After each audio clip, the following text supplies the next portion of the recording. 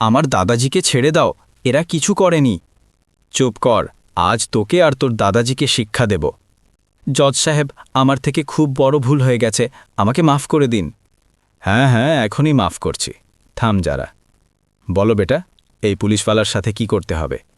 জজ সাহেব, আমি এই পুলিশওয়ালাকে চড় মারতে চাই। যখন এক 12 বছরের মেয়েকে জানা গেল যে যাকে সে দাদাজি মনে করত সে তার বাবা নয়, এবং যারা তাকে ভিক্ষা করতে বাধ্য করছিল তারাই তার আসল মা বাবা হয়ে উঠল। এই গল্প একটা বাজ পাখি, একটা নদী এবং 10 বছরের অপেক্ষার। পাহাড়ের পাদদেশে বসা একটা ছোট্ট ঝুপড়িতে 12 বছরের নিধির সকাল অন্ধকারে শুরু হয়ে যেত। রাত 4টে বাজে যখন পুরো গ্রাম ঘুমিয়ে থাকত, তখন নিধির চোখ খুলে যেত এবং সে চুপচাপ উঠত, তার ছেঁড়া পুরনো শাড়ি ঠিক করত এবং নদীর দিকে চলে যেত। ঠান্ডা হাওয়া তার মুখ কাটত, কিন্তু তাকে পরোয়া ছিল না, কারণ তাকে তার অসুস্থ দাদাজির জন্য জল আনতে হতো। নদী থেকে 2-3 বালতি জল আনতে তাকে প্রায় 1 ঘন্টা লাগত, কারণ নদী ঝুপড়ি থেকে অনেক দূর ছিল এবং পাহাড়ি পথে চলা সহজ ছিল না। 5টা বাজে পর্যন্ত সে ফিরে আসত। মাছ ধরা সন্তোষ বিছানায় শুয়ে শুয়ে তাকে দেখতেন এবং তাদের চোখে জল আসত।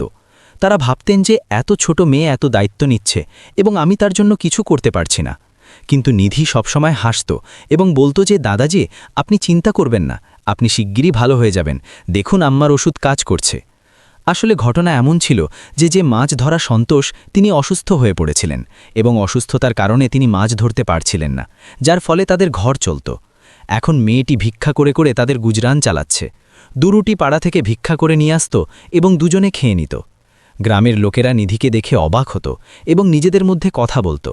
কেউ বলতো যে এত ছোট বয়সে এত বুদ্ধি, এই মেয়ে কোনো সাধারণ নয়। কেউ বলতো যে এই বাচ্চায় কিছু বিশেষ কথা আছে, দেখো কিভাবে তার বুড়ো দাদাজির সেবা করছে। কেউ বলতো যে জানি না এর আসল মা বাবাকে। কিন্তু তারা একটা হীরা হারিয়েছে, কিন্তু কাউকে জানা ছিল না যে এই সাধারণ দেখতে মেয়ে, যে ছেঁড়া পুরনো কাপড় পরে, সে আসলে শহরের সবচেয়ে সম্মানিত বিচারক জাজ নরেশ মেহতার একমাত্র এবং লাডলি মেয়ে। যে মেয়েকে জাজ নরেশ মেহতা গত 10 বছর ধরে খুঁজছেন। এই সবের পিছনে একটা পুরনো গল্প লুকিয়ে আছে, যা 10 বছর আগে শুরু হয়েছিল। 10 বছর আগের কথা, যখন জাজ নরেশ মেহতা এবং তাদের স্ত্রী কীর্তি এবং তাদের প্রিয় মেয়ে 2 বছরের নিধি পাহাড়ে ঘুরতে গিয়েছিলেন। জাজ নরেশ মেহতা এবং কীর্তি মেহতা তার ছবি তুলতেন এবং তারা ভাবছিলেন যে এই সময় তাদের জীবনের সবচেয়ে সুন্দর সময়। 3 দিন কেটে গেল এবং চতুর্থ দিনে তারা একটা বিশেষ জায়গায় যাওয়ার সিদ্ধান্ত নিল, যা একটা উঁচু চট্টান ছিল, যেখান থেকে পুরো উপত্যকার দৃশ্য দেখা যেত। তারা সকালে তাড়াতাড়ি প্রস্তুত হয়ে গেল এবং সেখানে পৌঁছে গেল। চট্টানে কিছু অন্য পর্যটকও ছিল, কিন্তু বেশি ভিড় ছিল না। জাজ নরেশ মেহতা এবং কীর্তি মেহতা নিধিকে একটা নিরাপদ চট্টানে বসিয়ে দিল এবং তারা বলল যে বেটা, তুমি এখানে বসো, আমরা একটু সামনে গিয়ে দৃশ্য দেখি এবং তারপর তোমার ছবি তুলব। নিধি বলল যে ঠিক আছে বাবা, এবং সে চট্টানে বসে গেল এবং তার পুতুল নিয়ে খেলতে লাগল। জাজ নরেশ মেহতা এবং কীর্তি মেহতা কয়েক পা সামনে এগিয়ে গেল এবং উপত্যকার দৃশ্য দেখতে লাগল। কিন্তু পরের কয়েক মুহূর্তে যা ঘটল তা তাদের জীবন বদলে দিল। হঠাৎ আকাশ থেকে একটা বিশাল বাজ নিচে এলো, যার পাখা চওড়া, চোচ তীক্ষ্ণ এবং তার চোখ শিকারের খোঁজে ছিল। বাজ নিধিকে দেখল যে খুব ছোট এবং দুর্বল লাগছিল, এবং বাজ ভাবল যে এটা তার সহজ শিকার। এক মুহূর্তে বাজ ঝাঁপিয়ে পড়ল, নিধিকে তার পায়ে চেপে ধরল এবং উপরে উঠতে লাগল। নিধি চিৎকার করে উঠল যে পাপা, মাম্মা, কিন্তু বাজ তাকে নিয়ে আকাশে উঁচু উঠতে লাগল। কীর্তি মেহতা হঠাৎ নিধির চিৎকার শুনল এবং তারা তুরন্ত পিছনে ফিরল এবং যা দেখল তাতে তাদের হৃদয় বসে গেল। চট্টান খালি ছিল, নিধি ছিল না। কীর্তি মেহতার চিৎকার বেরিয়ে গেল যে নিধি, নিধি কোথায়? জজ নরেশ মেহতাও তুরন্ত পিছনে ফিরল এবং তারা দেখল যে আকাশে একটা বাজ উঠছে এবং তার পায়ে কিছু আছে। জজ নরেশ মেহতার হৃদয় ডুবে গেল এবং তারা চিৎকার করে যে নিধি না, কিন্তু বাজ দূরে চলে গেল। জজ নরেশ মেহতা দৌড়ালো, কীর্তি মেহতা দৌড়ালো, কিন্তু বাজ তো আকাশে উঠছে এবং তারা অসহায় ছিল। আশেপাশের লোকেরাও জড়ো হয়ে গেল এবং কেউ বলল যে বাজ বাচ্চাকে নিয়ে গেছে। জজ নরেশ মেহতা তুরন্ত কাছে তয়নাত গার্ডকে ডাকল এবং গার্ড বলল যে সাহেব, এটা খুব দুর্ভাগ্যজনক, কিন্তু বাজ বাচ্চাকে জঙ্গলে কোথাও নিয়ে যেতে পারে। এই এলাকা খুব ঘন, রাত হয়ে যাবে, অন্ধকারে খোঁজা অসম্ভব, আমাদের সকাল পর্যন্ত অপেক্ষা করতে হবে। জজ নরেশ মেহতার রাগে বলল যে না, এখনই খোঁজা শুরু করো, আমার মেয়ে বিপদে আছে। জজ নরেশ মেহতা এবং কীর্তি মেহতা সারা রাত ঘুমাননি। তারা কাঁদতে থাকল এবং আশা করতে থাকল যে তাদের মেয়ে নিরাপদ হবে। কিন্তু ধীরে ধীরে দিন কেটে গেল, মাস কেটে গেল। জাজ নরেশ মেহতা তাদের পুরো শক্তি লাগিয়ে দিল, কিন্তু বাচ্চার কিছু খোঁজ পাওয়া গেল না। ওদিকে যেদিন বাজ নিধিকে তুলে নিয়ে গিয়েছিল, সেদিন বাজ নিধিকে নিয়ে জঙ্গলের মাঝ দিয়ে যাচ্ছিল, কিন্তু নিধি নড়ছিল, চিৎকার করছিল, যার কারণে বাজের ভারসাম্য বিগড়ে গেল। বাজ নিধিকে ছেড়ে দিল এবং নিধি নিচে পড়ে গেল এবং সোজা একটা নদীতে পড়ে গেল।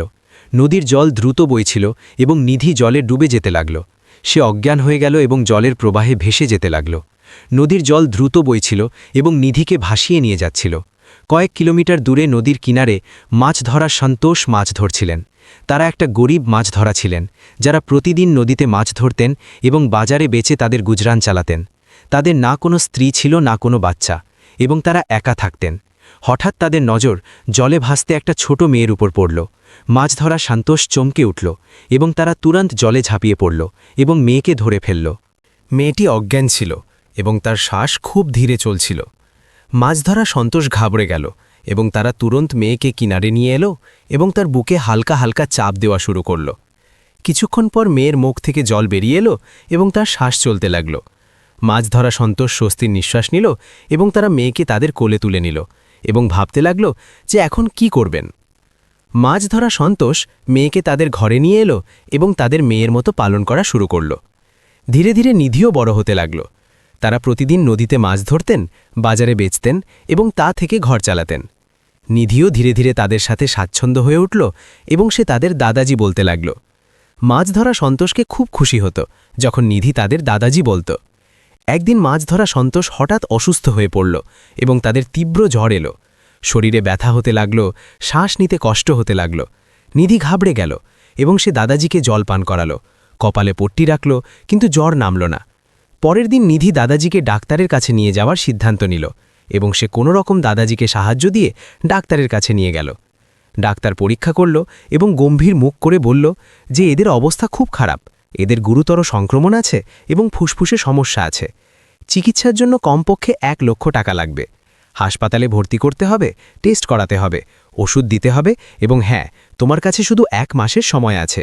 যদি চিকিৎসা না হয় তাহলে বাঁচা কঠিন। নিধির মনে হলো যে তার পায়ের তলে জমি সরে গেল, কারণ 1 লক্ষ টাকা তাদের কাছে তো 2000 টাকাও নেই। নিধি কাঁপতে কাঁপতে জিজ্ঞাসা করল যে ডাক্তার সাহেব, কি অন্য কোনো রাস্তা নেই? ডাক্তার কঠোরভাবে বলল যে না, চিকিৎসার জন্য টাকা লাগবে, তুমি ব্যবস্থা করো অথবা সরকারি হাসপাতাল যাও। কিন্তু সেখানেও সুবিধা খুব কম। নিধি কাঁদতে কাঁদতে দাদাজিকে ফিরিয়ে ঘরে নিয়ে এলো এবং মাছ ধরা সন্তোষের অবস্থা আরও খারাপ হয়ে গেল। তারা বিছানায় শুয়ে পড়ল এবং উঠতে পারল না।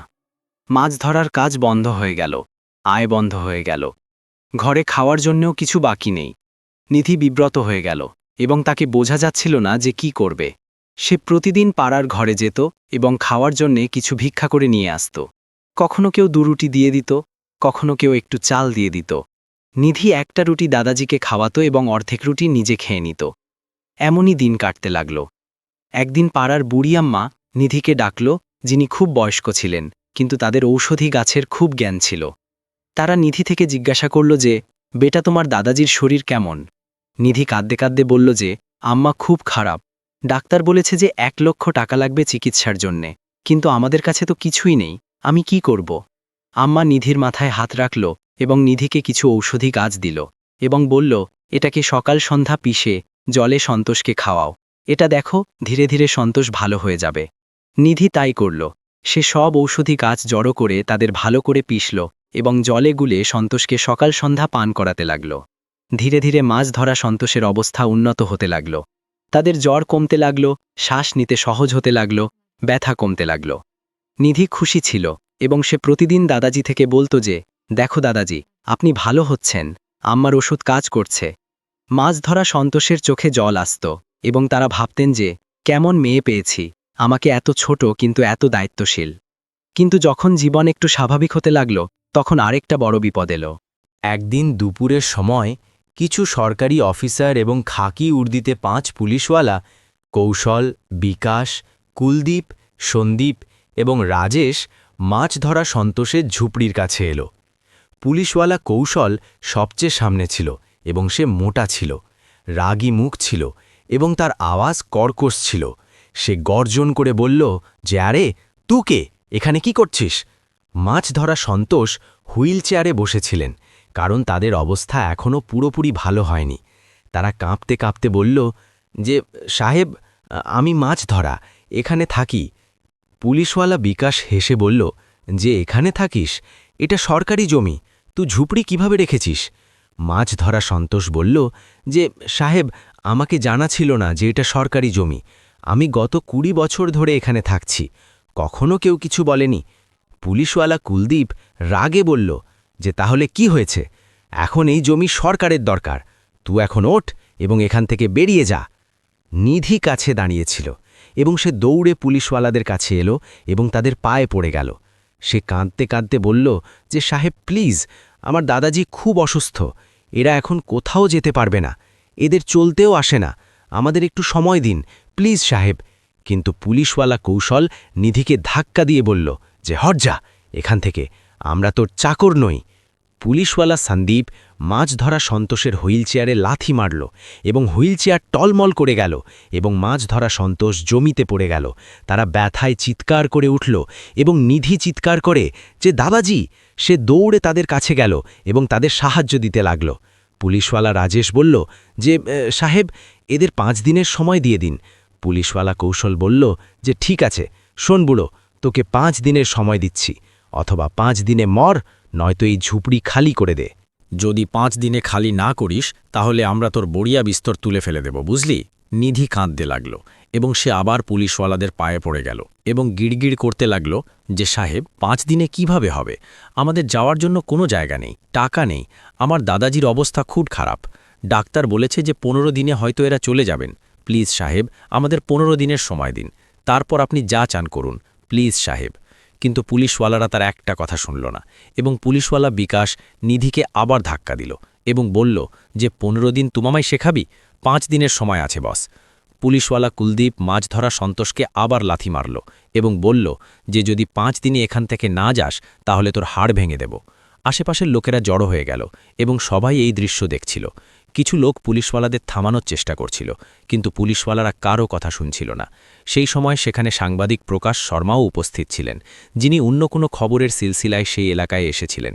হঠাৎ তারা ভিড় দেখল এবং তারা ভিড়ের কাছে গেল এবং দেখল যে পুলিশওয়ালারা একটা বুড়ো লোক এবং একটা ছোট মেয়েকে হয়রান করছে। সাংবাদিক প্রকাশ শর্মা তুরন্ত তাদের ক্যামেরা চালু করল এবং পুরো ঘটনা রেকর্ড করতে লাগল। ভিডিওতে স্পষ্ট দেখা যাচ্ছে যে নিধি পুলিশওয়ালাদের পায়ে পড়ে আছে এবং বলছে যে, সাহেব, আমাদের 15 দিনের সময় দিন, আমার দাদাজি অসুস্থ, ডাক্তার বলেছে যে 15 দিনে এরা চলে যাবেন, তারপর আপনি যা চান করুন। কিন্তু পুলিশওয়ালারা না মানছে এবং তাদের মারছে। সাংবাদিক প্রকাশ শর্মা সবকিছু রেকর্ড করে নিল। পুলিশওয়ালারা হেসে সেখান থেকে চলে গেল এবং পুলিশওয়ালা কৌশল যেতে যেতে বলল যে, মনে রাখিস, 5 দিন, নয়তো তোমার পরিণাম খারাপ হবে। পুলিশওয়ালারা চলে গেল, কিন্তু ভিড় সেখানেই দাঁড়িয়ে রইল। সাংবাদিক প্রকাশ শর্মার নিধির কাছে গেল এবং জিজ্ঞাসা করল যে, বেটা এ কে? নিধি কাঁদতে কাঁদতে বলল যে, আমার দাদাজি। সাংবাদিক প্রকাশ শর্মা জিজ্ঞাসা করল যে, তোমার মা বাবা কোথায়? নিধি বলল যে, জানি না, আমি শৈশব থেকে এদের সাথেই থাকছি। সাংবাদিক প্রকাশ শর্মা আশেপাশের লোকদের থেকে পুরো গল্প জিজ্ঞাসা করল। একটা বুড়ো বলল যে, সাহেব, এই মেয়ে সন্তোষকে নদীতে পেয়েছে। সন্তোষ মাছ ধরছিল এবং এটা জলে ভাসছিল। সন্তোষ এটাকে বাঁচিয়েছে এবং তখন থেকে এটাকে পালছে। একটা যুবক বলল যে, সাহেব, এই পুলিশওয়ালারা খুব জালিম, এরা বিনা কোনো নোটিসে এদের 5 দিনের সময় দিয়েছে, এটা কেমন ন্যায়? সাংবাদিক প্রকাশ শর্মা সব কিছু মনোযোগ দিয়ে শুনল এবং তাদের মনে হল যে এটা খুব বড় খবর। তারা নিধিকে বলল যে, বেটা, ঘাবড়াও না, আমি তোমার সাহায্য করব। আমি এই ভিডিওকে ভাইরাল করব। লোকদের জানা যাবে যে পুলিশওয়ালারা তোমার সাথে কি করেছে। ন্যায় নিশ্চয়ই মিলবে। নিধি আশা ভরা চোখে সাংবাদিক প্রকাশ শর্মাকে দেখল। সাংবাদিক প্রকাশ শর্মা সেখান থেকে চলে গেল এবং নিধি মাছ ধরা সন্তোষকে কোনো রকম তুলে হুইল চেয়ারে বসালো। সাংবাদিক প্রকাশ শর্মা তাদের অফিসে পৌঁছল এবং তাদের হৃদয় ভারী ছিল, কারণ যা তারা দেখেছিল তা খুব বেদনাদায়ক ছিল। তারা তুরন্ত তাদের ল্যাপটপ খুলল এবং ভিডিও এডিট করা শুরু করল। তারা ভিডিওতে সব কিছু যোগ করল: পুলিশওয়ালাদের বর্বর ব্যবহার, নিধি অনুরোধ, মাছ ধরা সন্তোষের অসহায়তা এবং আশেপাশের লোকদের বয়ান।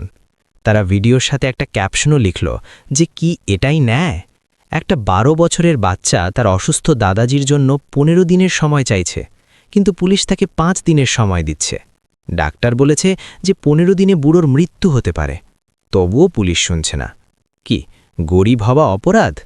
সাংবাদিক প্রকাশ শর্মা ভিডিওকে সোশ্যাল মিডিয়ায় আপলোড করে দিল এবং রাত 8টা বাজে ছিল। তারা ভিডিওকে তাদের সব হোয়াটসঅ্যাপ গ্রুপে পাঠালো, টুইটারে পোস্ট করল, ফেসবুকে শেয়ার করল এবং ইনস্টাগ্রামে ডালল। শুরুতে কিছু লোক ভিডিও দেখল এবং কমেন্ট করল। তারপর ধীরে ধীরে ভিডিও শেয়ার হতে লাগল। রাত 9টা বাজে পর্যন্ত ভিডিওকে 10,000 ভিউ মিলেছে এবং 10টা বাজে পর্যন্ত 1 লক্ষ ভিউ হয়ে গেল। রাত 12টা বাজে পর্যন্ত ভিডিওকে 10 লক্ষ ভিউ মিলেছে এবং এটা ট্রেন্ড করতে লাগল। লোকেরা কমেন্টে লিখল যে এটা খুব ভুল, পুলিশকে লজ্জা আসা উচিত, এই বাচ্চাকে ন্যায় মিলতে চাই, আমি এই কেস লড়ার জন্য প্রস্তুত, সরকারকে এই বিষয়ে হস্তক্ষেপ করতে চাই। টিভি চ্যানেলগুলো ভিডিও দেখাতে শুরু করল এবং নিউজ অ্যাঙ্কাররা পুলিশের সমালোচনা করল। সোশ্যাল মিডিয়ায় হ্যাশট্যাগ ট্রেন্ড করতে লাগল। সকাল হতে হতে পুরো দেশে এই খবর ছড়িয়ে পড়ল। অনেক উকিল মুফতে নিধি এবং মাছ ধরা সন্তোষের কেস লড়ার প্রস্তাব করল। এনজিও সাহায্যের প্রস্তাব করল। পুরো দেশ নিধির সমর্থনে দাঁড়িয়ে গেল।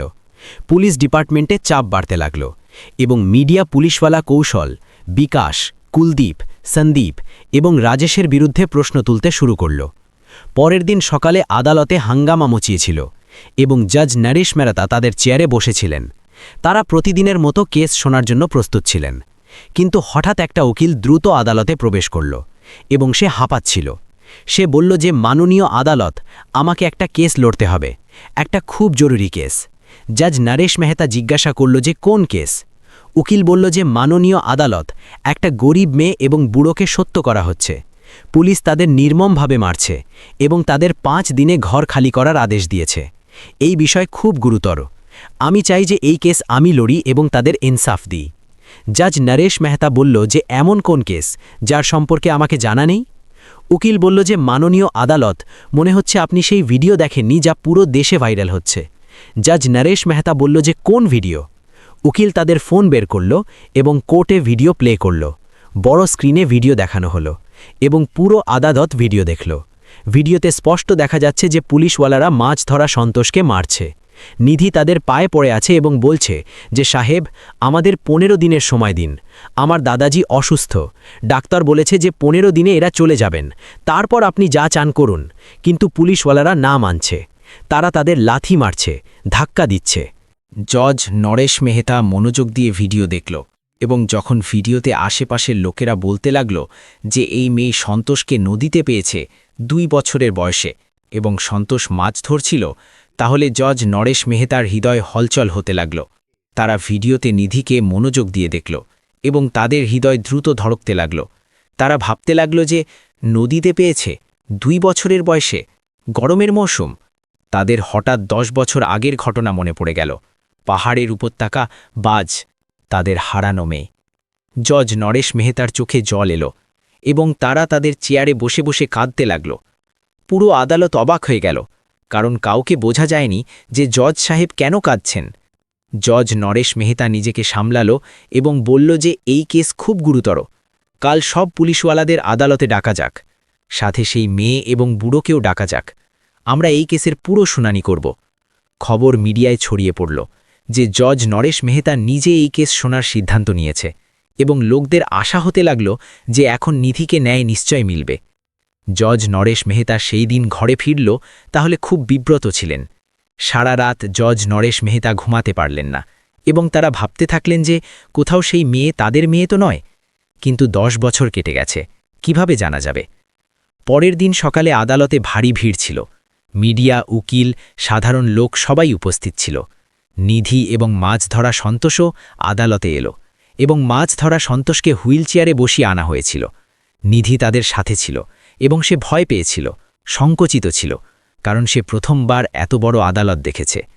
পুলিশওয়ালা কৌশল, বিকাশ, কুলদীপ, সন্দীপ এবং রাজেশও উপস্থিত ছিল এবং পুলিশওয়ালা কৌশল নিধিকে ঘুরে দেখছিল, যেন তাকে ভয় দেখাচ্ছে।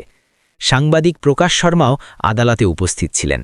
যখন জজ নরেশ মেহতা নিধিকে দেখল, তাহলে তাদের হৃদয় দ্রুত ধড়কতে লাগল। তারা নিধিকে মনোযোগ দিয়ে দেখল। তার চোখ, তার মুখ, তার নির্দোষতা তাদের নিজের মেয়ে মনে পড়ে গেল। কিন্তু তারা নিজেকে সামলালো এবং কেসের শুনানি শুরু করল।